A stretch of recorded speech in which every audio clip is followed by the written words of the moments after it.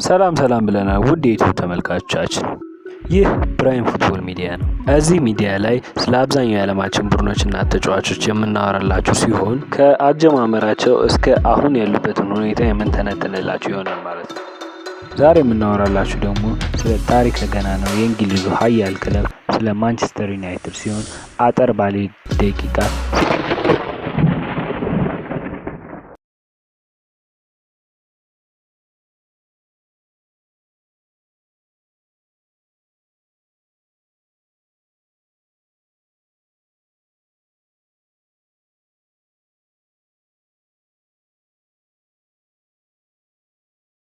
በመጀመሪያም መች ተመሰረተ፣ በእነማን ተመሰረተ የሚለው ልካም ውጤት ያሏቸውን እነማን እንደሆኑ የኢብስ ላይ ተመርኩዞ ብሔራዊና ዓለም አቀፋዊ ስኬቶችን አግኝቷል።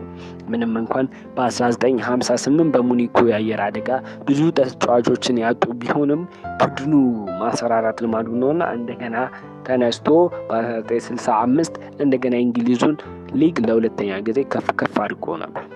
በመቀጠልም በ1968 ለእንግሊዝ እንግዳ የሆነውን የአውሮፓ ሻምፒዮንስ ሊግ ለመጀመሪያ ጊዜ ወደ ካዝናቸው ያስገቡ አሰልጣኝ ነበሩ። በሁለተኛም ደረጃ የምንመለከተው የምንጊዜው ምርጡ አሰልጣኝ ሰር አሌክስ ቻፕማን ፈርጉሰን ሲሆን የአሰልጣኝ ጊዜያቸውም በ1986 እስከ 2013 ነበር። በ26 ዓመታት ጊዜ ውስጥ ከ30 በላይ የሚቆጠሩ ዋንጫ የበሉ ሲሆን 13 የፕሪሚየር ሊግ ሻምፒዮን፣ 2 የአውሮፓ ሻምፒዮንስ ሊግ፣ 5 የኤፍኤ ካፕ እና ሌሎችም ዋንጫ ያነሱ ሲሆን በተጫዋቾችም ደረጃ እንደ ኤሪክ ካንቶና፣ ራያን ጊግስ እና ፖል ስኮልስ፣ ክርስቲያኖ ሮናልዶ ያሉ የዓለማችን ክላሽ የሆኑ ተጫዋቾችን ያዳበረና ያስተዋወቁ አሰልጣኝ ነበሩ። በመቀጠልም የምንመለከተው ከፍተኛ ጎል አስቆጣሪ፣ አሪፍ በረኛና ብዙ ቀይ ካርድ ያሉባቸውን ተጫዋቾች የምናወራ ይሆናል።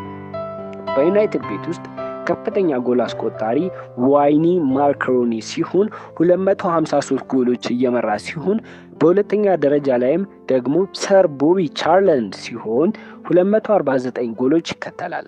አሪፍ በረኛ በዩናይትድ ቤት ውስጥ ፒተር ሽማይክል ሲሆን ፒተር ሽማይክል በዩናይትድ ቤት ውስጥ ተመራጭ በረኛ ነበር። ብዙ ክሊን ሹት እና ብዙ ያዳነ ኳስ ሲኖር ከሱ ቀጥሎም አሪፍ በረኛ ዴቪድ ዴሂያ ነበር። ዴቪድ ዴሂያ ለ12 ዓመታት ዩናይትድን አገልግሎ ነበር። ብዙ ቀይ ካርድም ያለበትን ተጫዋች እንጥቀስ። ቀይ ካርድ ያገኙ ተጫዋቾች አንደኛው ሮይ ኪን ነው። ሮይ ኪን በፕሪሚየር ሊግ ብቻ 7 ቀይ ካርዶችን አግኝቷል። ጠንካራና ጨካኝ ከሚባሉ ተጫዋቾች ውስጥ አንዱ ተጠቃሹ እሱ ነበር። በመቀጠል የምንመለከተው በማንቸስተር ዩናይትድ የምንጊዜ ምርጡ ተጫዋቾችን እንመልከት። የመጀመሪያው ራያን ጊግስ በእድሜ ልምድና በቡድን መምራት የተቀመጠ ሲሆን በሁለተኛም ደረጃ ክርስቲያኖ ሮናልዶ ነው። ክርስቲያኖ ሮናልዶ በቴክኒክና በጎል ሲሆን ከሱ ቀጥሎ ኤሪክ ካንቶና ነው። ከኤሪክ ካንቶናም ቀጥሎ ፖል ስኮልስ ነው። ፖል ስኮልስ በአሰልጣኝ ዘንድ በጣም ከሚወደዱ ተጫዋቾች ውስጥ አንዱ ነበር። ከሱ ቀጥሎም ዋይኒ ሮኒ ነበር በሙሉለት እና በጎል ሲሆን እና ቤካምና ከእነዚህ ብቻ አይደሉም፣ በጣም ብዙ የዩናይትድ ተጫዋቾችም የምንጊዜም ተጫዋቾች ነበሩ። በማህበራዊ ሚዲያ ተከታዮችና በደጋፊዎች ብዛት ከዓለማችን ስንተኛ ደረጃ እንደያዙ እንገራችሁ። በደጋፊዎች ብዛት በዓለማችን ከሁለተኛ ደረጃ የተቀመጠ ሲሆን በአንደኛ ደረጃም የስፔኑ ኃያል ክለብ ሪያል ማድሪድ ነው።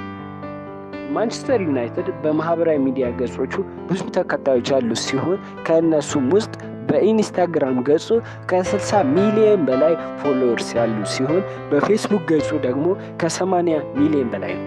በቲክቶክ ደግሞ 15 ሚሊዮን በላይ ሲሆን በዩቲዩብ ደግሞ ከ7 ሚሊዮን በላይ ሰብስክራይብ ያለው ሲሆን በኤክስ ወይም በትዊተር ገጹ ከ30 ሚሊዮን ተከታዮች በላይ ያሉ ሲሆን በአጠቃላይ በዓለማችን ላይ 650 ሚሊዮን በላይ ደጋፊዎች አሉ ተብሎ ይገመታል። ከዚህ ቀጥሎ የምንመለከተው ቡድኑ አሁን ያለበት ሁኔታና እንዴት ወደ አሸናፊነት መምጣት እንዳለበት እንመለከታለን። ቡድኑ አሁን ያለበት ሁኔታ ተጫዋቾቹ ለማሊያው ግድ አይሰጣቸው። ከ2013 ጀምሮ በስፖርታዊና በአስተዳደራዊ ጉዳይ እየታመሰ ይገኛል ቡድኑ። ሌላኛው ትልቁ ችግር ወጥነት የለውም። ወጥነትና ውጤት ማስቀጠል አቅቶታል። እንዴት ወደ አሸናፊነት መምጣት እንዳለበት ደግሞ እንመልከት እስኪ። አንደኛ ደረጃ ወጥነት ባለው እቅድ ማስጓዝ ነው ቡድኑ። በሁለተኛ ደረጃም የተጫዋቾችን መረጃ ማቃለል ነው። ይህ ሲባል ብቁና ተመራጭ ያልሆኑ ተጫዋቾችን ማሰናበት እና ከእነሱ ማግኘት የሚገባውን ጥቅም ማግኘት ነው።